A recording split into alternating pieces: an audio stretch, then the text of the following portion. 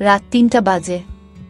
ঘুমের ঘোরে মনে হচ্ছে কেউ একজন আমার রুমে প্রবেশ করছে, এক অদ্ভুত আচরণ করার চেষ্টা করছে। বুঝতে পারছি না কি হচ্ছে আমার সাথে। কে আসবে এত রাতে আমার রুমে? আম্মু, আব্বু নাকি ভাইয়া?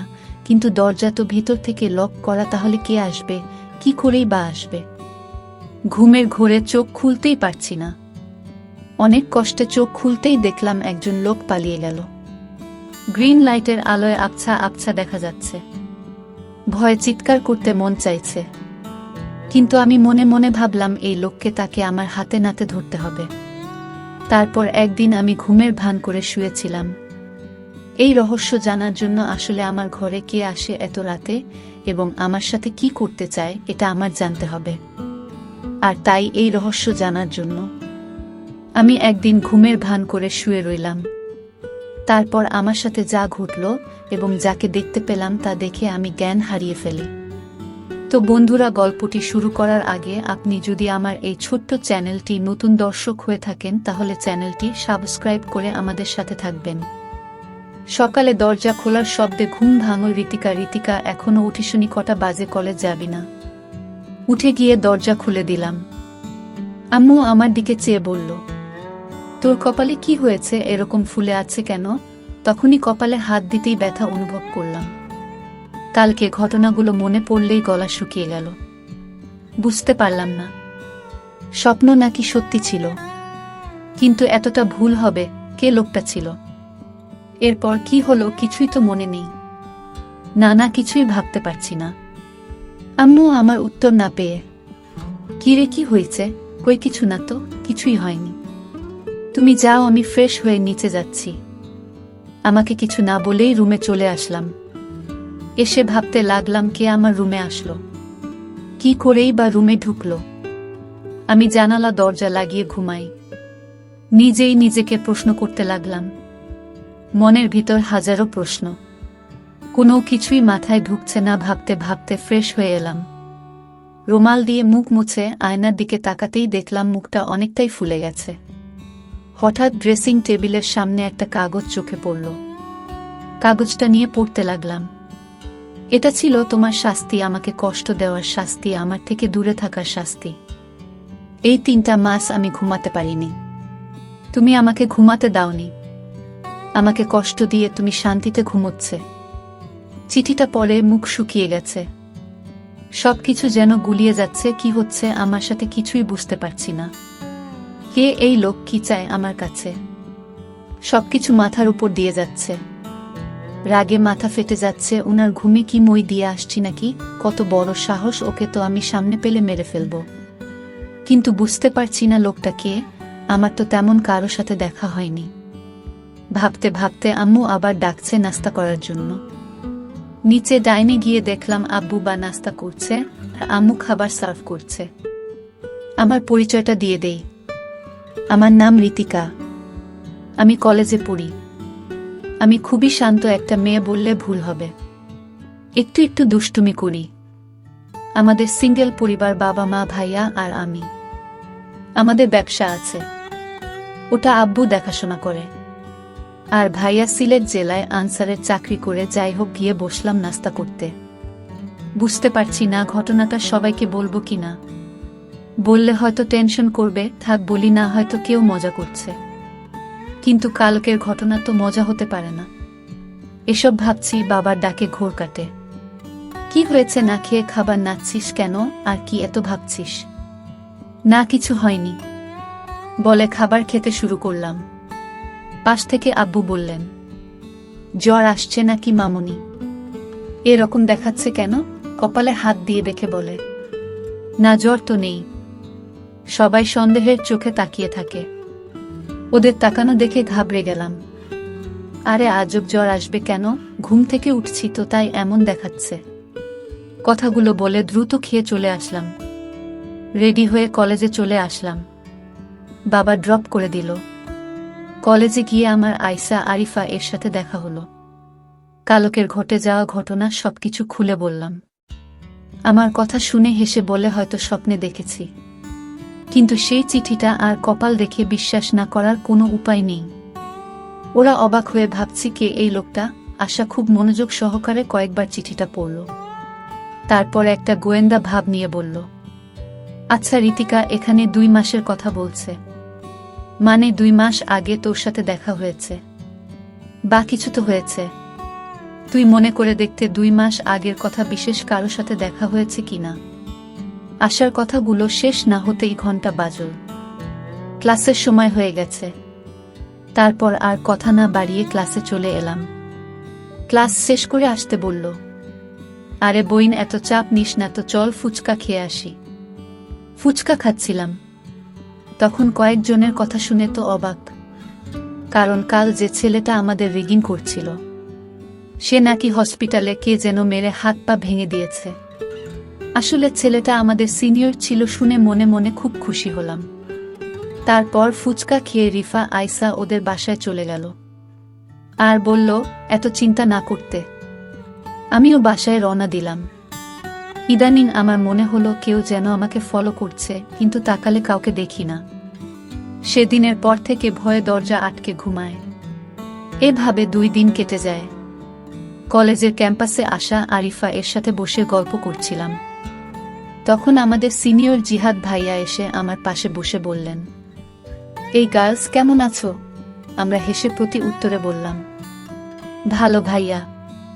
তারপর টুকটাক অনেক কথাই হলো। আমরা অনেক সময় বসে গল্প করলাম।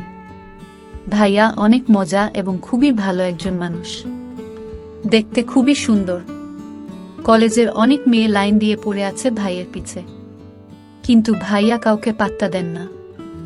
উনি ভাইয়ার ফ্রেন্ডের ভাই। ভাই বলছিল দেখে শুনে রাখতে, কিন্তু আমি তেমন কথা বলি না। ধনী ভাইয়ের কথা ওনাকে বলিনি বললে একটা ঝামেলা হবে। আমি ঝামেলা পছন্দ করি না। তারপর ওনার সাথে কথা বলতে বলতে আমি উঠে বললাম, তোমরা কথা বলো, আমি একটু আসছি। বলে চলে আসলাম। রুটি খেয়ে চলে আসতে যাব, তখন কেউ একজন এসে আমায় বলল। লোকটা খুব রেগে বলল, তোমার সাহস কি করে হয় তুমি ওই ছেলের সাথে হেসে হেসে কথা বলো? আমি কিছুই বুঝতে পারলাম না। বললাম, আমি যার সাথে ইচ্ছা তার সাথে কথা বলবো। আপনার কি সমস্যা? আপনি কে বলেন? সাহস তো কন্যা শুন। লোকটার মুখে মাস্ক পরা খুবই চেনা চেনা লাগছে, কিন্তু লোকটাকে চেনার কোনো উপায় নেই। লোকটি বলতে লাগলো, কেন ভয় পাচ্ছে কেন? অনেক কষ্টে তোমায় খুঁজে পেয়েছি, আর হারাতে দেব না। না, কথা শুনে ভয় করছে, আবার রাগও লাগছে। আপনি এখানেও চলে আসছেন আমাকে মারতে। তার মানে সেদিন রাতে আপনি আমার রুমে এসেছিলেন আমাকে মারতে। তো না মেরে আমার সাথে দুর্ব্যবহার করার সাহস হয় কি করে হলো? বজ্জাত ছেলে। মেয়েদের দেখলেই কথা বলতে মন চায়। আর করবেন নাই বা কেন? মানুষকে মেরে ফেলাই তো আপনার কাজ, এটা আর কি এমন বিষয়? তো মেরে ফেলেন আমাকে এখনই। শাহিন, এভাবে কিছু করার তো কোনো মানে হয় না। চোখ বন্ধ করে কথাগুলো একদমে বলে ফেললাম। চোখ খুলতেই উনার চোখের দিকে তাকিয়ে আতঙ্কে উঠলাম। রাতে আমার রুমে এই লোক যায়, কিন্তু তাকে ঠিক চিনা যাচ্ছে না। কিন্তু এই লোকটিকে চেনার জন্য আমি প্রতিদিন রাতে ঘুমে ভান করে শুয়ে থাকি, কিন্তু ইদানিং আসে না।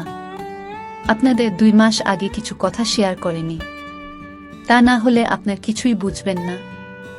2 মাস আগে কলেজ স্ট্রিটে 2 দিনের জন্য সিলেট গিয়েছিলাম। ওখানে গিয়ে প্রথম দিন ভালোই কাটে, কিন্তু বিপত্তি ঘটল দ্বিতীয় দিন। সবাই পাহাড় ঘুরে ঘুরে দেখছে, আমি সারিফা আমার গল্প করছি আর ঘুরছি। তখন আয়শা আর রিফাত ছবি তুলতে ব্যস্ত। পাহাড়ে ঘুরতে ঘুরতে এক পর্যায়ে ওদের থেকে অনেক দূরে চলে আসে। একটা জায়গায় আসতে যা দেখলাম তাতে আমি অবাক হয়ে হাঁ করে তাকিয়ে থাকলাম। একটা ছেলে হাতে বন্দুক তাক করে আছে, সামনে একটা হাত বাঁধা লোকের দিকে। ছেলেটার সাথে আরো অনেক ছেলের, সব দেখে ঘাবড়ে যায়। ছেলেটা একটা লোককে মারল চোখের সামনে। এমন ভয়ঙ্কর দৃশ্য দেখে জোরে চিৎকার দিয়ে উঠি। তাতে লোকগুলো আমায় দেখতে পেয়ে যায়। কিছু না ভেবেই ভয়ে দৌড় শুরু করি। ওই ছেলেটি বাকি ছেলেগুলোকে বলা কথা কানে বাজল, লাশ পুঁতে ফেল মেয়েটাকে আমি দেখছি।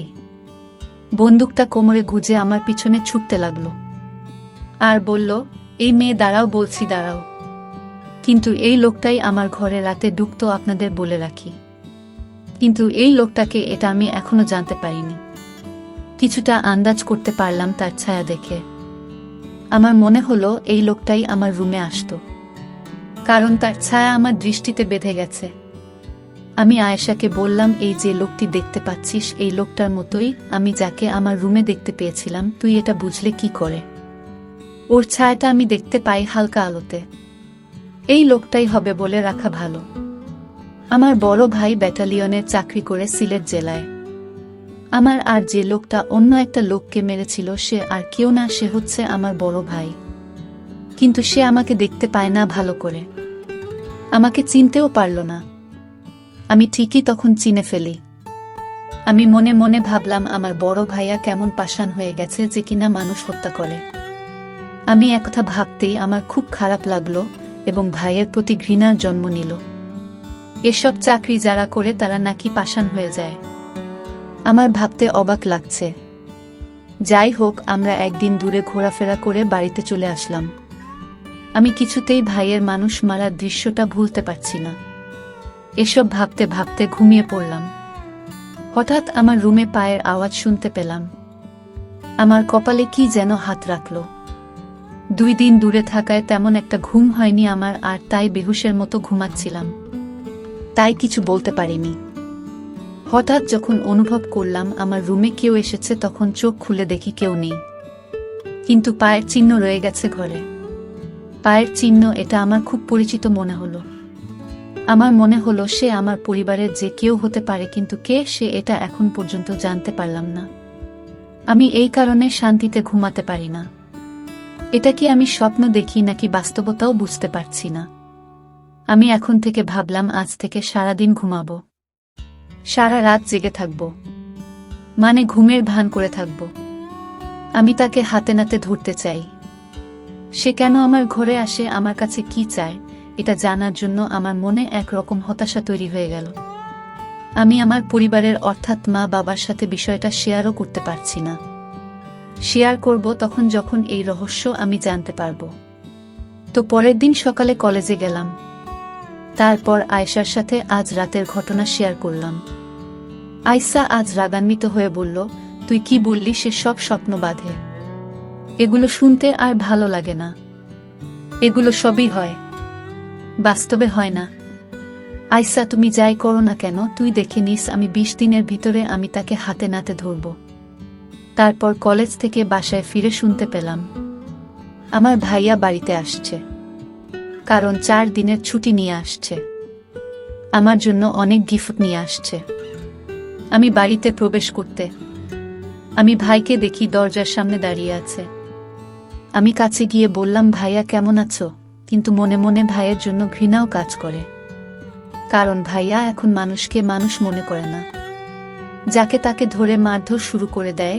এটা তো আমি দূরে গিয়ে দেখতে পেলাম, কিন্তু ভাইয়ের শরীরের একটা পারফিউমের গন্ধ পেলাম।